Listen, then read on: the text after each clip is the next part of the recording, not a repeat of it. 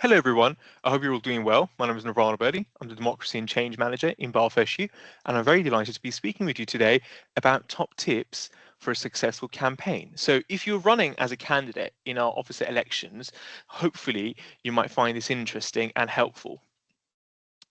So, the number one thing to remember is that this is supposed to be a fun process. It is a great opportunity to show off your creativity as well as your brilliant ideas. However, make sure to enjoy the process while you're at it. You're going to be competing against some other very, very talented students, similar to yourself, but you also got to be able to enjoy yourself during the process.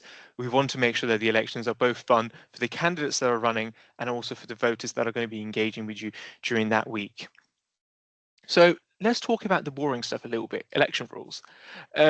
Our rules are here to ensure that the elections are fair and inclusive to all students. So the rules frame the election campaigning by setting the boundaries of what we can deem as acting fairly.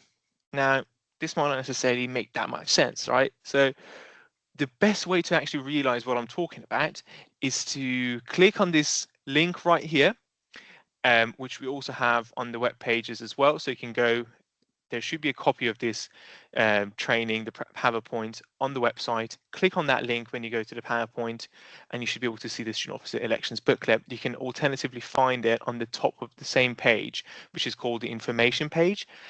Make sure that click the right booklet. So we have two booklets. One of them is for the Student Officer Elections. The other is for the Student Leadership Elections. Now, the Student Leadership Elections are not what we're talking about today. Leadership is all about student groups, societies, sports teams, etc. You're going to be talking about student officer elections. So make sure that you only click on the right booklet. Now, once you've got on that booklet, you should be able to see all the rules. Make sure to be aware of them and read them. To be fair, there are not that many, but it's really, really important that you read through all of it. However, don't worry, there is going to be a mandatory training for all the candidates. In that meeting, then we're going to be discussing what are the rules throughout the nomination period, from the moment that they're closing, and also when the campaigning starts. And we'll go through all the rules with the candidates one by one to make sure that you're comfortable with it. However, before you even start writing your campaigns, your manifestos, your plans, putting your team together, it is really, really important that you read the Student Officer Elections booklet. It should have everything from the dates to the rules on how to write a manifesto, how to do a campaign, and actually why we do all of these things as well. So make sure to engage with that. I'm sure you will find it as a useful resource. Now, let's move into the fun stuff, the campaignings. There will be further specific training, as I said, on the campaigning do's and don'ts for candidates after the nominations close. But for the time being, let's do a quick review. When you are thinking about starting your campaign, you've got to think about what is your motivation and what is the message that you want to send across to people. Why do you want to be an officer is a really important question. So, what is it that you feel so passionate about? Is there a gap in the service that the university or the SU is offering to the students? Is there a particular challenge that you know the student body is facing with? And are you thinking about ways to be able to address that? And what do you really want to achieve? So you understand that there is a problem. For example, you might believe that we can improve our support when it comes to international student representation. Perfect. So you know that there is a problem in here. Fantastic. But what do you actually want to achieve? So you want to improve that representation, but what are the ways in which you want to do it? Is it more, for example, socials for our international students? Or is it, for example, that you want to focus on something a lot more grassroots, a lot more systemic that will change the full approach of the university? Everything is possible within this role if you think about it. So, and why should people vote for you? Again, it's really important to realize that a lot of people may understand the same gaps that you do. So a lot of the other candidates may also figure out that, for example, there is a problem in an area the university is offering or the SU is offering. But what is it that makes your approach and your view different from others? And why should people vote for you? So think about that kind of key difference, that special item that makes your campaign, your manifesto, and your candidacy special and kind of sets it apart from other candidates. Make sure that you know the answers to all these three key questions before your campaigning begins, and you should already be off to a good start. Now, your experience is not necessarily a vital or a compulsory part of the campaigning. However, it could definitely help you in showcasing that you have the right skills and abilities in order to deliver in your campaign promises. Draw on those experiences and also be honest and transparent, and don't try to overplay your hand. If you say, it's really important to be honest about your abilities, your skills, and people will appreciate a candidate that is capable but at the same time authentic. So just don't talk about your experiences alone. You can, sometimes being through that campaigning process, going through the training, talking to students, then can definitely expand your knowledge as well. But also think about what skills have you developed that would actually make you an ideal person for this role. And this development could have happened during duration of your studies. It could have happened during your placement. It could have happened during kind of your part-time job, or perhaps even interacting with your family. Right, so now let's talk about organization. So I do have some top tips for you here. Use the spreadsheets to plan your time effectively, ensuring you input all the relevant training that actually helps you plan for sessions and events that are coming up for the duration of the election period. Now, I would also recommend creating an hour by hour campaigning plan. You only have something around 56 hours, maybe a bit more here and there to actually campaign whilst the voting is open. So it's really, really important to be able to utilize that as much as you can. Incorporate your life by planning effectively. And this could be by, using freezer meals, be strict with bedtime, rearrange movable meetings for after the campaigning periods. Again, it's really, really important that you spend a good amount of time campaigning. However, your mental health is absolute priority. Your family issues, or if you're being challenged by your studies or anything like that, is really, really important that you feel comfortable that you can stay on top of those things as well.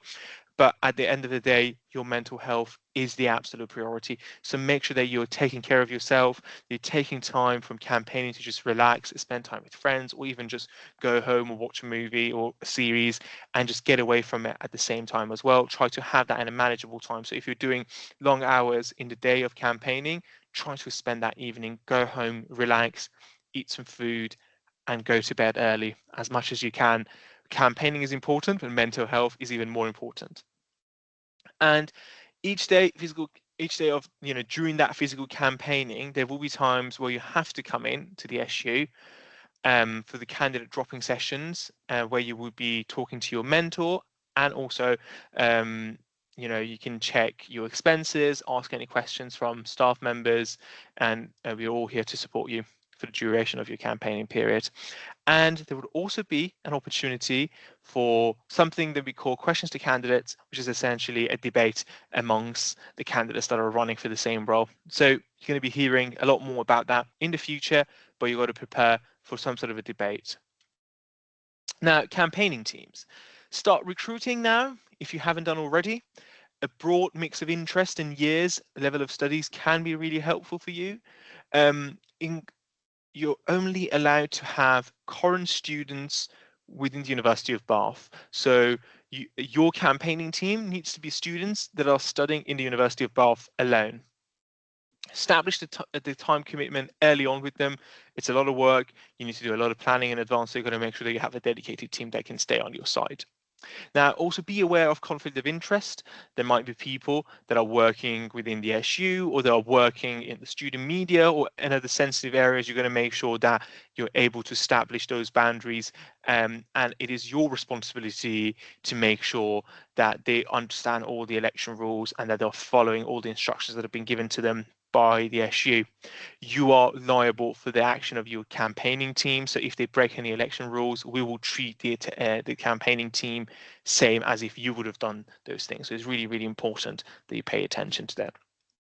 Your team will also be able to support you when you do your candidate droppings and going to lectures and all sorts of that jazz. So the campaigning team should be able to support you with a lot of the stuff that you might be facing challenges with. Now, lecture shout-outs, very, very quickly. Check ahead for permission at the beginning of the lecture. Take no more than 30 seconds. Don't over-script it at the start of the week. Briefly explain what the officer elections are about. Make sure that you not visit the same group twice, and balance how many of them you are doing. Also being on parade, changes over time is also, is really beneficial to make sure you balance that out. Now, budget. You're only allowed to spend maximum of £50 on your campaign in total. You can be reimbursed up to maximum of £20 by the SU for the campaigning that you've done. For example, if you spend £40 on your campaign, which is very much within the maximum cap, then you will be able to claim back £20 because, as I said, you can spend up to 50, but you're only allowed to reimburse. You're only entitled to reimbursement up to £20. Now, if you spend £16 on your campaign, you can claim back £16. You will also receive a bag of materials to help you with the campaigning. Well, these will include a string, a bed sheet, zip ties. The contents of this pack are not included in your budget. You can also use the Edge Arts space resources. We have already booked these for you during February time, so you can go in there, actually prepare your banners in advance of that. And please, please, please do not bend the rules. You have to get your brand on point, so make it reflect who you are and what are your plans and what are the values that you truly stand for. How serious will your campaigning be is again part of it. Sometimes people think it's better to do a more serious campaign. Sometimes people think it's more to do engaging campaigns that might be kind of attracting people, doing PR stunts, that sort of jazz. So decide which direction you're going. Again, there is no right or wrong answers here. People have done it in different ways and they've also got different results. So there is no right or wrong answers. What is going to be your color is really, really important to create that brand, create a specific color that belongs to your campaign, that is that differentiating point between you and the rest of the candidates. Be creative. Creativity is a big part of getting people's attention and getting to listen to what you have to say. And you can also get our SU kind of marketing support, and also this will help you with getting your message across with the SU media content, whether it is within the student media outlets or within the marketing team. And we're always happy to kind of showcase the work that you are doing. Now, you can look at some of the previous slogans that have been used by candidates. They look very, very interesting. You can come up with your own creative slogans for your campaign as well. Now, canvassing for votes. Talk to as many as people as you can, but please, please do not go onto people's faces and just quote unquote harass them until they vote for you. Have a conversation with them.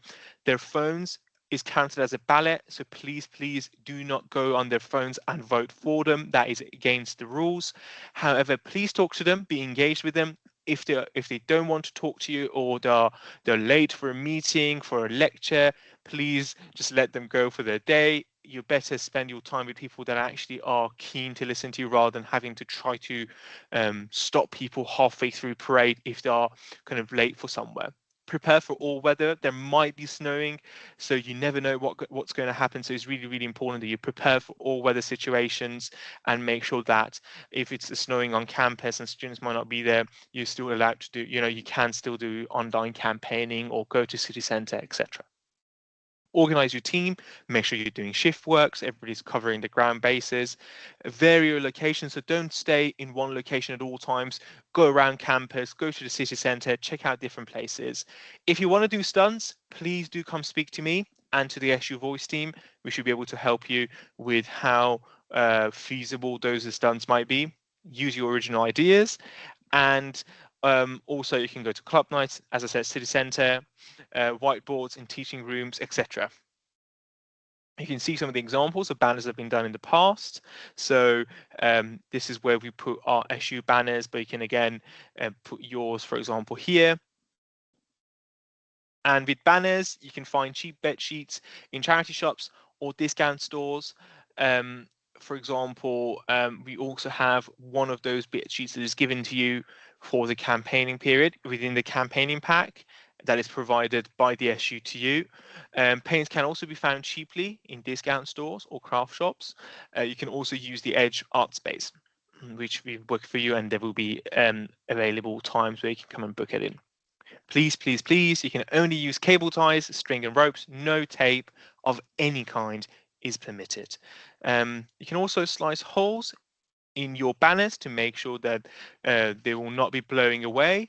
Also, banners are not permitted in the following locations: the library, outside the SU Advice and Support Centre, student services, university commercial outlets, and the sports training village.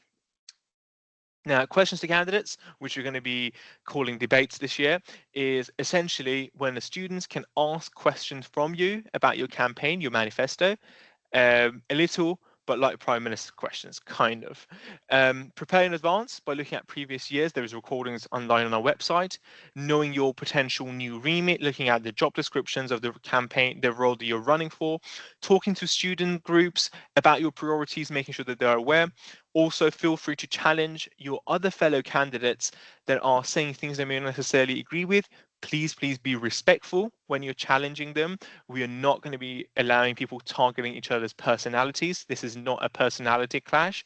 It's about ideas and what you think is best in serving the student community at Bath. So if you want to challenge a candidate, make sure you're challenging in a very respectful manner, and you're talking about ideas and how, for example, something might work or may not work.